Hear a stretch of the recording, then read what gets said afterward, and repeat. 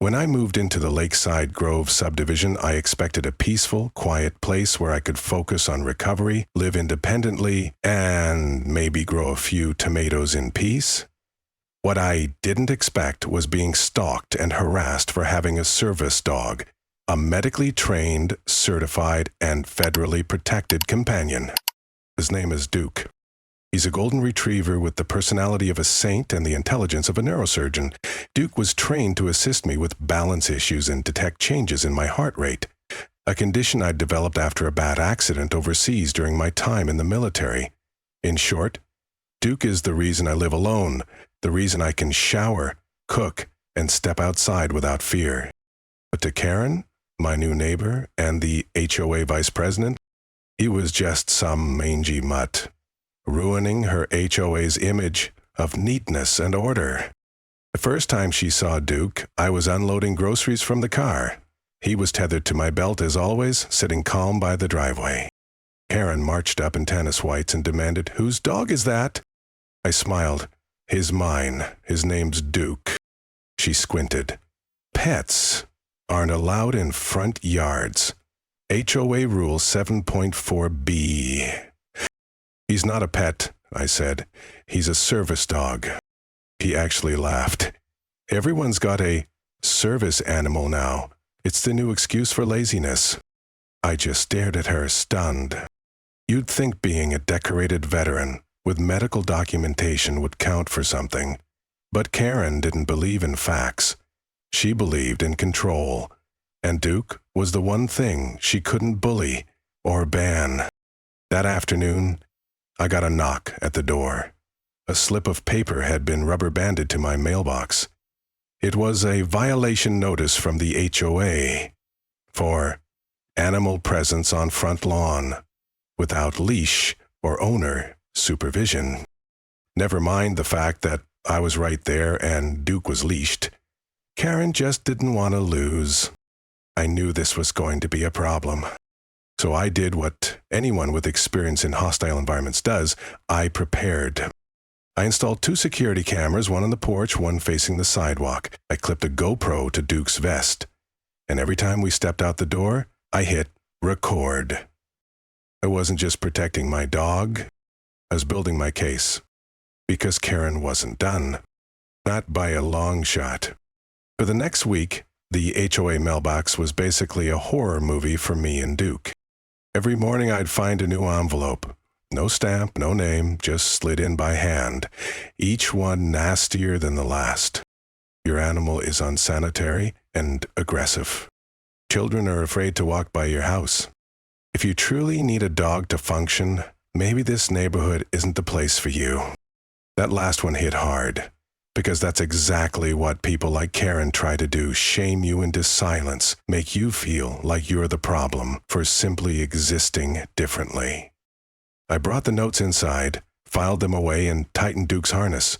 We were not going anywhere. Then came the so-called leash incident. Duke and I were walking back from the community mailbox, me on the sidewalk, him right beside me as always, when Karen came power-walking past in full fluorescent gear. She froze mid-stride, whipped out her phone, and snapped a picture of us. No words, just the long, dramatic shutter sound. I called out, "You want a better angle? This one shows a Zeta tag." She didn't answer. Next day, another violation. This time, she accused me of allowing a large, unrestrained dog to roam freely, and threatened to escalate to legal action if the animal continued to menace the community. The kicker, she included a printed photo, grainy, overexposed, and taken from so far away you couldn't even tell Duke was leashed. That's when I uploaded my own footage. I posted a 10-second clip to the neighborhood forum, Duke calmly walking at my side, attached by a tactical harness, tail wagging like a golden retriever commercial. The post got 30 likes in an hour. 5 different neighbors commented things like, "That's the goodest boy I've ever seen." "My toddler loves Duke." "Karen needs a leash." Karen, predictably, deleted her post and filed a harassment complaint against me. He said I was filming her without consent, which, by the way, is totally legal in a public space in our state. I even had the HOA bylaws printed out with that clause highlighted. Still, I started to notice something more concerning. Duke flinched every time we neared Karen's property. He'd glance sideways, ears low, like he sensed something was coming. I brushed it off at first, until the day I found raw chicken tossed into my backyard, laced with something oily, chemical-smelling. It reeked of ammonia. That's when I stopped playing defense, contacted animal control. I turned over the notes. I told them about the chicken. They took it seriously. But Karen didn't slow down. If anything, she doubled down. And then it happened. The moment everything changed. It was a Thursday, a hot, sticky afternoon, where the sun felt like it was sitting right on your shoulder. Duke and I were in the backyard. I was trimming some hedges, while he lay under the shade of the maple tree, tongue lolling out, panting peacefully. I heard the creak of a gate latch. That was my first clue.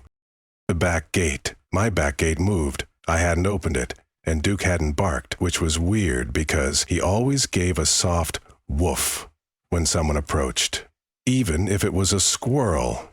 Then came the hiss. Not the snake kind, the aerosol kind. I turned just in time to see Karen, yes, Karen, in her leopard print visor, standing inside my fence line, one hand gripping the gate, the other holding a spray bottle aimed directly at Duke. He yelped. Not barked, yelped, the sharp, stinging kind of sound I'd only heard once before when he caught his paw on barbed wire during training. I dropped the clippers and ran. "What the hell are you doing?" I shouted. Karen didn't flinch. "I warned you. That animal is a danger to the community." She held the spray bottle up like a badge of honor. "It's just a cleaning solution. I use it on my counter." I looked at Duke. He was shaking, one eye squeezed shut, backing away from the spot where she'd sprayed. His fur around his face was slick and damp. I didn't know what was in the bottle, but I didn't need to. "You just assaulted a federally protected service animal," I growled. She rolled her eyes. "Oh, please, don't be dramatic." That was it, the final straw. I pulled out my phone, tapped a shortcut, and the camera feed from the backyard security cam loaded. Perfect angle, both color, clear audio. It captured her unlatching the gate, stepping inside, raising the bottle, spraying my dog. "I've got it all," I said, "and you better believe I'm calling the police." Karen backed out of the gate like it had suddenly caught fire. "This is harassment. You let your mutt attack the neighborhood. I defended myself." "Leave it for the judge," I snapped. Then I called 911. I gave the dispatcher a full report, flagged the video clip, and requested both police and animal control. The operator didn't even try to hide her tone when I mentioned it involved a service dog and a suspected chemical spray. "Someone's on the way now," she said. While I waited, I sat with Duke on the porch, wiping his face gently with a damp cloth. He didn't whimper, just leaned into me like always, tail giving the occasional wag like he was trying to comfort me. Karen hovered at the edge of her lawn like a moth near a porch light, trying to eavesdrop, but refusing to look guilty. 20 minutes later, the cruiser rolled up. 2 officers stepped out, one headed to me, the other beeline to Karen, who immediately started squawking about harassment and rabid dogs. I showed the video, the timestamp, the footage, the bottle. The officer's expression didn't change, but his posture did. He asked me one thing: "Is Duke a registered service animal under the ADA?" I pulled out Duke's ID card, vet certification, and service credentials. "Yes, he's been working with me for 2 years." That's when the officer walked back over to Karen, and everything fell apart. I couldn't hear the whole conversation, but I saw the moment it happened. Her arms flew up, her voice got louder, and then he gestured for her to turn around. and he cuffed her right there on her perfect suburban lawn, in her tennis skirt and visor. Karen screamed, "This is a mistake. He's lying. That dog is just a glorified pet." The officer didn't flinch. "Ma'am, under federal law, assaulting a service animal is a crime, especially one assisting someone with a documented disability. You've been recorded doing exactly that." And with that, she was led away.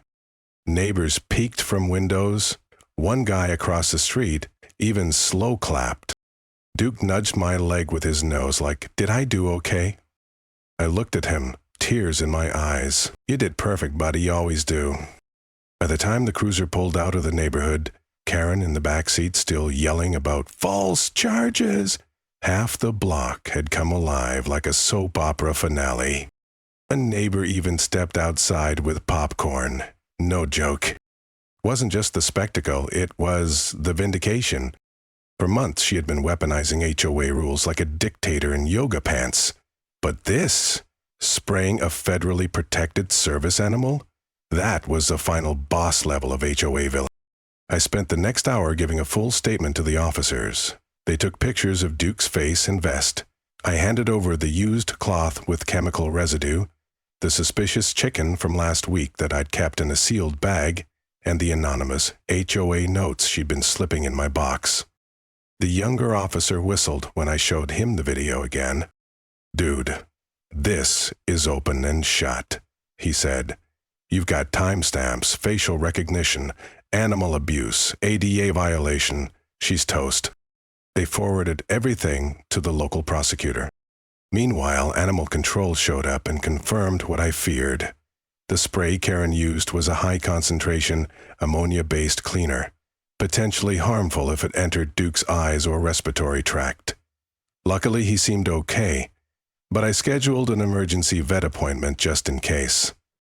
The vet later confirmed Duke had mild irritation in his right eye, but would fully recover with a rinse and rest, no permanent damage. Still, the vet tech looked furious. If that had gotten in deeper, it could have blinded him. People like that shouldn't be allowed near animals, much less neighborhoods. I nodded. "Trust me, we're working on it." By the next morning, the HOA board had posted a vague email. "We are aware of a serious incident involving a board member. The HOA is cooperating with law enforcement and reviewing internal processes. We do not condone any action that jeopardizes resident safety or well-being." Translation: "We don't want to be sued." But that wasn't enough for me. I forwarded the incident report, video evidence, and Duke's vet documents directly to the ADA compliance office. I wasn't just looking for an apology. I wanted this on record. I wanted every HOA in the country to think twice before messing with someone just because they're accompanied by a four-legged guardian. Karen, meanwhile, was booked and released the next day. But here's the best part. The charger stuck. She was officially charged with animal cruelty, intentional harm to a service animal, and harassment of a person with a disability, all wrapped neatly with video proof and witness statements. A lawyer tried to argue mental instability due to community stress. That didn't fly. The ADA violation alone carried serious weight.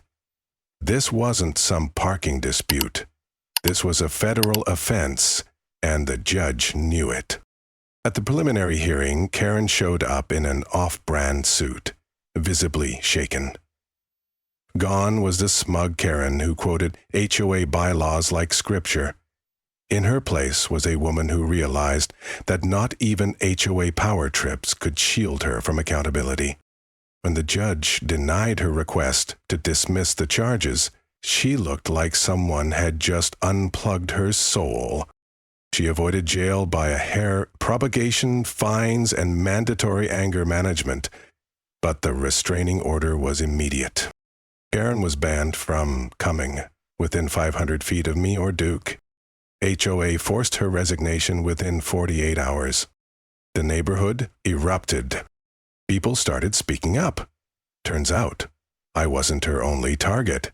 She ticketed a neighbor for planting off-season tulips, reported another for having non-regulation patio furniture, and once tried to fine a family for loud laughter after 9 p.m.